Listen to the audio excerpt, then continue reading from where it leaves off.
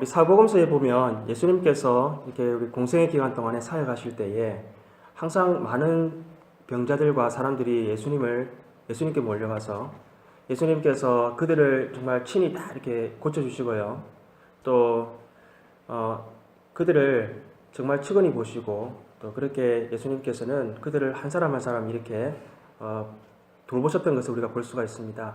특별히 예수님께 나오는 자들 중에서 믿음으로 나온 사람들에 대해서는요, 예수님께서 그 믿음대로 역사하게 해주시고 또 하나님의 특별한 은혜로 그렇게 은혜를 주셨다는 것을 우리가 잘 알 수가 있습니다. 오늘 우리가 이 밤에도요, 하나님께 나왔는데 우리가 정말 예수님 앞에 나오면 우리의 모든 문제가 다 해결되어지고 또 우리가 하나님 앞에 서게 되면 우리가 정말 회복되어지고 모든 것이 우리에게 온전히 된다는 것을 우리가 믿음으로 바라보고 그렇게 예배드림을 말미암아서 하나님의 큰 은혜와 능력이 몇 시간 우리가 예배드리는 시간마다 임하는 우리들 되기를 소망합니다. 오늘 그 나병 걸린 사람이 예수님을 찾아왔습니다. 그런데 이 사람은 믿음으로 예수님께 나왔다는 것을 우리가 알 수가 있습니다. 우리가 12절 말씀을 보게 되면요, 이 사람이 그 예수님께 나올 때는 마을에 계신 예수님께 나왔다는 것을 우리가 본문을 말씀하고 있습니다. 여러분, 나병 형제가 마을로 나오게 되면요, 어떤 어려움을 당하게 될지 모릅니다. 그것은요, 사람들에게 돌을 맞을 수도 있고요, 아니면 정말 심한 그런 욕설과 그런 저주를 받고 그 자리에서 나가야 되는 그런 일을 겪을 수도 있는 것입니다. 여러분, 나병이라고 하는 것을 제가 좀 이렇게 보니까요, 나병은 이 전염이 되는 병인데요, 사람이 체액을 통해서, 즉 우리가 콧물이나 이렇게 기침을 통해서 전염이 될 수 있는 그런 병입니다. 그래서 이 나병에 걸리게 되면 그 균 때문에요, 사람이 신경이 마비가 되기 때문에 눈도 어두워지고, 그리고 그 사람의 마디가, 사람의 그 말단 부위가 이렇게 둔화되어지고, 그리고 이것이 어디 부딪히거나 화상을 입어도 통증을 느끼지 못하기 때문에 그것이 떨어져 나가는 그러한 일이 생기게 되는 것입니다. 또한 나병에 걸리게 되면 이것이 문드러지기 때문에 우리가 그것을 안 좋은 병으로 우리가 그렇게 불렀던 것입니다. 레위기 13장에 보게 되면요, 이 나병에 대해서 말씀하실 때에 이것은 부정한 병이다, 이렇게 말씀을 하고 있습니다. 나병에 걸린 사람은요, 사람들로부터 격리되어져서, 즉 마을 그 진 밖에서 혼자 살아야만 했었고요, 그 나병에 걸렸다는 것을 표시하기 위해서 자기 옷을 다 찢고요, 그리고 머리를 이렇게 풀어서 누가 봐도 저 사람은 나병 걸렸다는 것을 알 수 있게끔 해야겠고요, 그리고 사람이 지나가게 되면 자기의 그 침이 튀지 않도록 입을 막고요, 부정하다 부정하다 이렇게 2번 외쳐서 사람이 가까이 오지 못하도록 그렇게 해야만 하도록 그렇게 율법은 정하고 있었습니다. 여러분, 그래서 사람들은요, 이 병을 죄인들이 받는 천벌이다 라고 그렇게 생각을 했기 때문에 나병에 걸린 사람들을 아주 죄인으로 그렇게 정죄하고 죄인처럼 취급하였던 것입니다. 여러분, 그런데 오늘 이 나병 걸린 사람은요, 마을에 나타나서요, 사람들로부터 당할 어떠한 위험을 무릅쓰고요, 오늘 예수님께 나온 것입니다. 그는요, 죽으면 죽으리라 하고 예수님께 나왔던 이유는 예수님을 만나면 예수님은 반드시 내 병을 고칠 수 있는 그러한 분이다라고 믿었기 때문에 그는 나올 수 있었던 것입니다.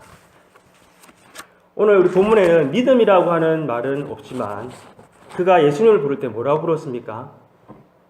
주여 원하시면 나를 깨끗게 하실 수 있나이다 라고 그렇게 예수님을 주님으로 이렇게 부르고 있다는 것을 우리가 알 수가 있습니다. 예수님께서는요, 특별히 예수님께 나오는 사람들을 향해서 믿음을 보시기를 정말 예수님은 원하셨는데요, 그 이유는 예수님은 사람들에게 병을 고쳐주실 때에 그 사람이 믿음이 없어도 병은 고쳐질 수 있었습니다. 그러나 그 사람이 믿음이 없으면요, 그 사람이 절대로 죄를 용서받거나 구원을 받을 수 있는 길은 없기 때문에 예수님께서는 이 땅에 오셔서 병을 고쳐주시는 일은, 그것은 그 기적과 같은 사역들을 통해서 전능하신 하나님께서 이 땅에 사람이 되어 오시사 그리스도 우리의 구주가 되셨다는 것을 사람들에게 증거하기 위함이셨습니다. 그래서 누가복음 4장 43절에 보게 되면요, 예수께서 이르시되 내가 다른 동네에서도 하나님의 나라 복음을 전하여야 하리니 나는 이 일을 위해 보내심을 받았노라 하시고 라고 말씀하셨습니다. 즉 예수님께서는요, 예수 그리스도가 되심을, 즉 이 복음을 많은 사람들에게 선포하시기 위해서 이 땅에 오셨다라고 우리에게 분명히 말씀하고 계시는 것입니다. 우리가 13절에 보게 되면요, 예수님께서 이 믿음을 가지고 나온 이 환자에게, 나병 환자에게 예수님께서는 은혜를 베푸셨다는 것을 우리가 알 수가 있습니다. 사람들은 다 기피하고 사람들은 다 부정하다고 멀리하였던 그 죄인에게 예수님은 친히 손을 대시면서요, 그 사람에게 그 병을 치료해 주셨습니다. 여러분 14절에 보게 되면 예수님께서 그 사람에게 뭐라고 말씀하십니까? 모세의 법대로 제사장에 가서 네가 병나은 것을 입증하라 라고 그렇게 말씀하셨던 것입니다. 우리가 레위기서 14장에 나와 있는 그 나병에서 나은 사람이 지켜야 할 규례에 대해서 우리가 좀 보기를 원하는데요. 먼저 우리가 레위기 14장을 가셔서요, 3절 4절 말씀을 좀 한번 같이 보도록 하시겠습니다. 레위기 14장은 구약 성경 165쪽에 있습니다.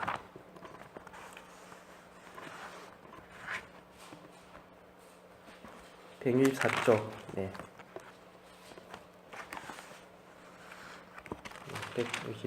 14장 우리 아마 찾으셨으면 우리 3절 4절 말씀을 우리 한 목소리로 한번 읽어 보시겠습니다.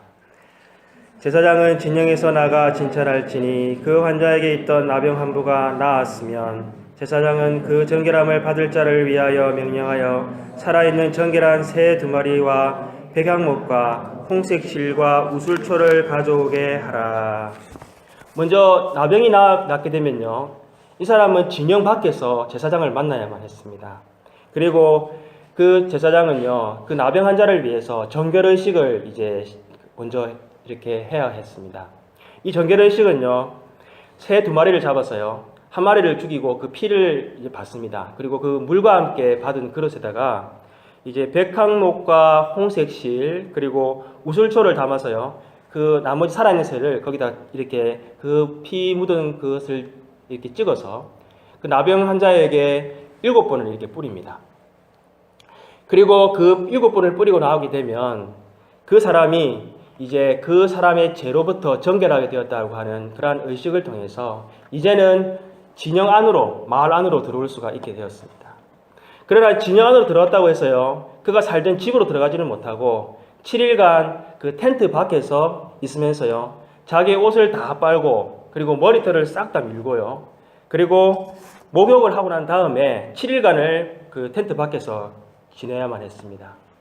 그리고 그 7일이 지나고 나게 되면요, 이제 하나님께 드릴 번제를 가지고 제사장에 가서 이제 먼저 제사를 드리도록 그렇게 율법은 정하고 있었습니다. 우리가 그래서 10절 말씀을 또 한번 14장 그대로 레위기 14장 10절 말씀을 또 한번 읽어보시겠습니다. 시작.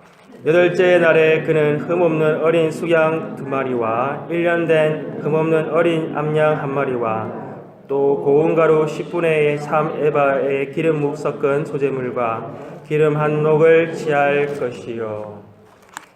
이제 이 사람은요, 이제 제사장에 가서 수양 2마리와 그리고 암소 1마리를 가지고 그리고 그것을 가지고 요제를 드리는 하나님께 제사를 드려야 했고요. 또한 이 고운 가루 10분의 3 에바를 기름에 섞어서요, 그것으로 하나님 앞에 이제 소제를 또한 드리는 그러한 제사를 드려야만 했던 것입니다. 그런데 특이한 것은요, 이 레위기 14장 21절 22절을 보게 되면요, 다음과 같이 또 말씀하고 있다는 것을 우리가 알 수가 있습니다. 21절 22절 말씀을 마지막으로 한 번 더 같이 한번 읽어보시겠습니다. 시작.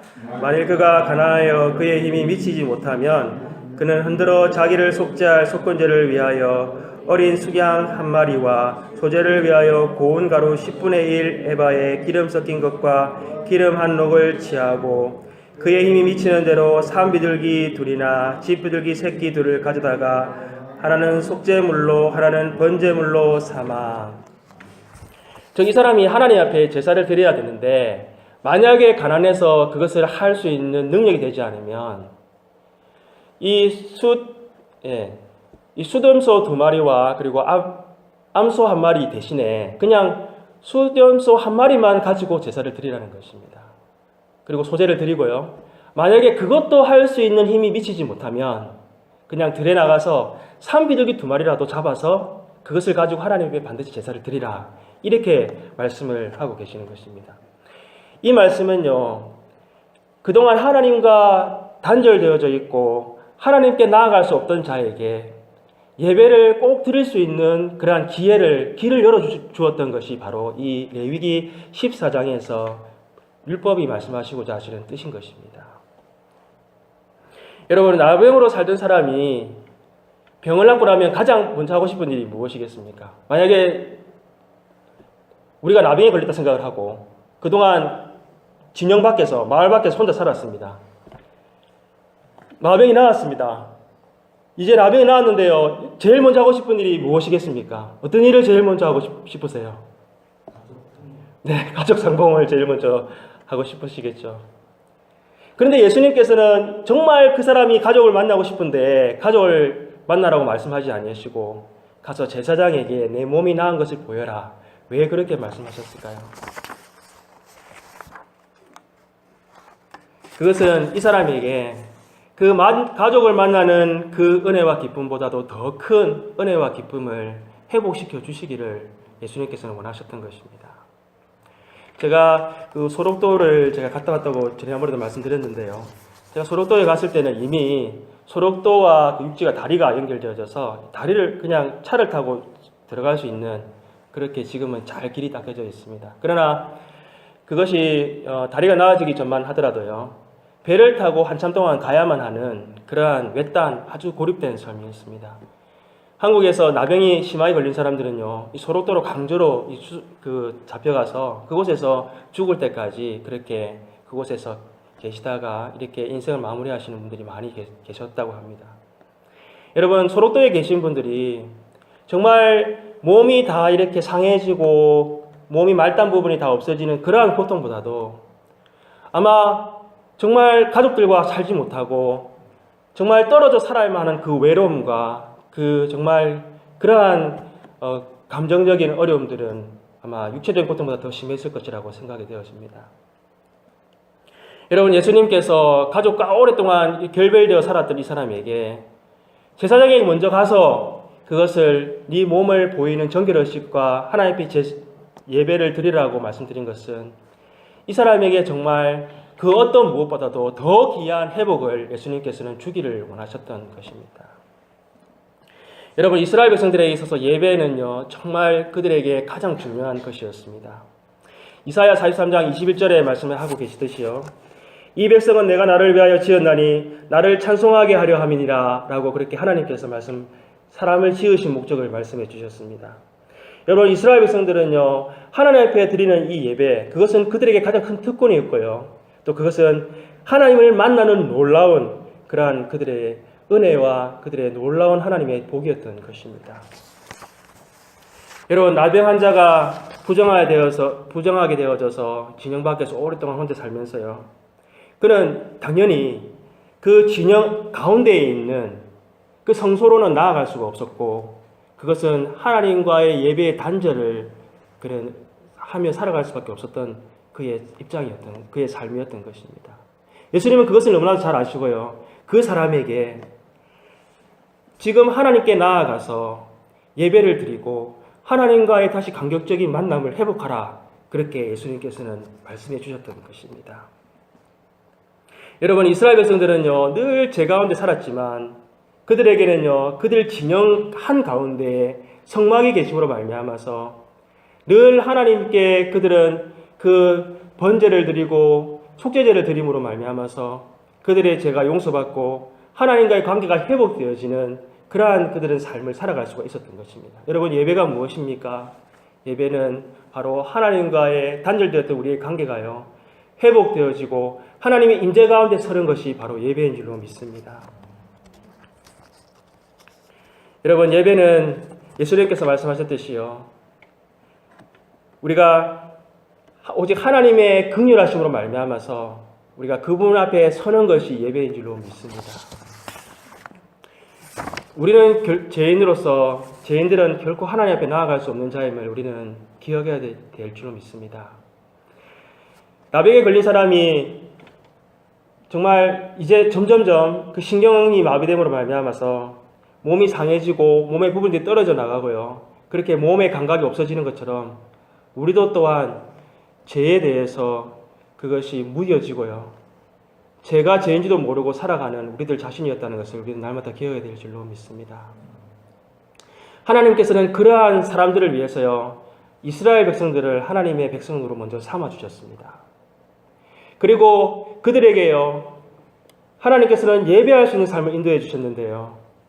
여러분 출애굽기에서 이스라엘 백성들이 바로 왕에게 애굽에서 400년 동안 종살이 할 때요. 하나님께서 그들을 광야에서 예배드릴 수 있도록 인도하여 내겠다라고 그렇게 말씀하셨던 것을 우리는 기억합니다.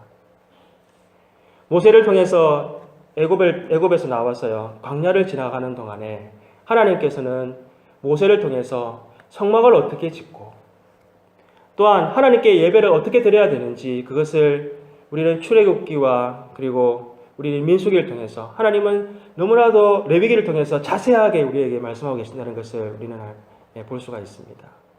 여러분 이스라엘 백성들이 광야를 지날 때요. 그들에게 먹을 것이라고는 하늘에서 내려오는 만나밖에 없었습니다. 근데 이 만나가 너무나 신기한 것이 무엇이냐면 이것을 아침 일찍 뜰에 나가야만 거둘 수가 있었습니다. 만약에 그날 늦게 일어나서 나가게 되면요. 그 만나는 다 사라지고 없어지는 것이었습니다. 어떤 사람들은 깨를 내가지고요. 내일 것까지 미리 걷는 사람들이 있었습니다. 그런데 그것이 하루만 지나게 되면요. 벌레가 다 생기고 그 다음에 냄새가 나서 먹을 수 없는 것이 없게 되었던 것입니다. 그런데 하나님께서요. 6일째 되는 날에는 이틀치를 걷도록 하셨습니다. 그런데 신기하게도 그것은요.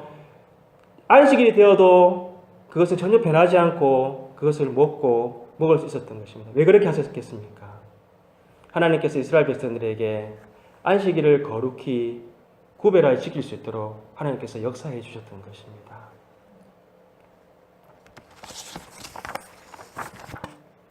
여러분 이스라엘 백성들은요. 이 하나님의 은혜 가운데 살면서도요. 늘 그 제사를 통해서 자기의 제 문제를 늘 해결하고 살았지만 사실은 그 구약의 짐승을 통해 드리는 제사는요. 완전한 제사가 될 수가 없었습니다. 우리가 이스라엘 역사를 통해서 알 수 있듯이요. 이스라엘 백성들은 하나님의 용서함에도 불구하고 더 죄로부터 죄에 더 빠져서 죄와 함께 멀리 하나님을 떠났던 것을 우리가 알 수가 있습니다. 여러분 신약시대에 와서는요. 이 유대인들이 드렸던 제사들은 참으로 회개함 없는 제사, 그냥 그들의 열심으로 드리는 제사였음을 우리가 알 수 있는 것은 예수님께서 그들의 제사를 보고 나는 자비를 원하고 제사를 원하지 않는다라고 말씀하셨던 것을 통해서 얼마나 그들이 회개하지 않고 하나님 앞에 나아갔던가 하는 것을 우리가 알 수 있는 것입니다. 여러분 로마서는 말씀하시기를 우리 제된 인간은요 하나님을 찾지도 아니하고 우리는 하나님을 알지도 못한다라고 그렇게 우리에게 말씀하고 계십니다. 여러분 그러므로 우리가 하나님께 나아갈 수 있는 유일한 길은요 예수님께서 완전한 제물이 되어 주셔서 우리의 모든 죄를 다 용서해 주신 그 십자가 외에는 우리가 하나님께 나아갈 수 없음을 우리는 고백해야 될 줄로 믿습니다. 여러분 우리가 이렇게 하나님께 나와서 예배드리는 것 이것은요 전적인 하나님의 은혜입니다. 우리의 어떤 노력과 우리의 어떤 수고로 인해서 우리가 예배드릴 수 있는 것이 아니라 오직 예수 그리스도 우리의 죄를 다 용서해 주신 그 하나님의 은혜로 말미암아서 우리는 하나님께 나아갈 수 있음을 우리는 날마다 기억해야 될 줄로 믿습니다. 여러분 예배는 또한 우리가 하나님 주시는 참된 안식과 기쁨 가운데 거하는 것이 예배인 줄로 믿습니다. 하나님은요 예배를 통해서 우리를 만나 주시기를 너무나 원하십니다. 여러분 하나님께서는요 신명기서에 말씀하시기를 내 집에 있는 모든 종들까지도 안식일을 거룩히 지키라 라고 말씀하시면서요 안식일을 복되게 하시고 거룩하게 하시겠다라고 그렇게 말씀해 주셨습니다. 하나님은요 우리가 이 예배를 통해서 우리에게 하늘로부터 오는 평안과 기쁨을 하나님 우리에게 부어주시기를 원하시는 우리 하나님이신 줄 믿습니다. 히브리서 기자는 말씀하시기를 하나님께 나아가는 자는 반드시 그가 계신 것과 그가 또한 자기를 찾는 자에게 복 주시는 이심을 믿어야 될지니라라고 우리에게 말씀하고 계십니다. 우리가 이 예배를 우리가 드리는 우리 예배의 그 구성을 보게 되면요, 우리가 주보가 있는데요, 우리가 드리는 예배 구성 가운데 우리가 하나님께 나아가는 부분이 있고요, 그리고 하나님께서 우리에게 응답하시는 부분들이 있습니다. 먼저 우리가 드리는 찬송과 그리고 신앙 고백과 찬송, 그리고 기도, 그리고 봉헌은요, 우리가 하나님 앞에 나아가는 부분들입니다. 또한 성령과 그리고 말씀 선포, 또 축도는요, 하나님께서 우리 응답하시고 우리에게 하나님께서 부어주시는 하나님의 은혜인 것입니다. 우리는 이 예배를 통해서요, 우리의 가장 귀한 것, 우리의 마음과 정성을 다해서 하나님께 우리가 나아가서 드릴 때에 우리는 하나님으로부터 주시는 놀라운 참된 안식과 기쁨을 우리는 누리게 될 줄로 믿습니다. 여러분, 우리가 신앙의 우리가 삶을 살아가는데요, 우리가 하루에 해가 지면 우리가 모든 하루의 일정을 마치고 우리가 어디로 갑니까? 네, 집으로 달려가시죠. 네, 집으로 달려가서 맛있는 것도 드시고 또 가족들과 함께 오손도손 얘기도 나누시면서 우리의 피곤과 피로와 그리고 모든 것들을 우리가 풀기도 하고 위로도 받고 그렇게 하지 않습니까? 우리의 신앙생활도 우리가 예배를 중심의 삶을 살아갈 때에 우리는 이 예배를 통해서 하나님 주시는 은혜와 기쁨을 우리가 충분히 받아 누릴 때요, 우리가 광야와 같은 세상 가운데에서 우리가 믿음으로 이 세상을 살아가면서 우리가 언젠가는 하나님 앞에 서는 날 하나님께서 우리를 보시고 기뻐하시는 그런 우리의 신앙의 삶이 될 줄로 믿습니다. 우리 함께 기도드리시겠습니다. 하나님은 영이시니 신령과 진정으로 예배할지니라. 하나님 아버지, 우리에게 하나님을 아는 영을 주시고 또한 진리를 아는 생명 주신 것 하나님 감사합니다. 하나님, 우리의 인생이 헛되지 않도록 하나님을 찬양하는 인생을 삼아주신 것 다 하나님의 은혜입니다. 우리의 예배가 언제나 하나님의 긍휼을 구하는 예배가 되게 하여 주시옵소서.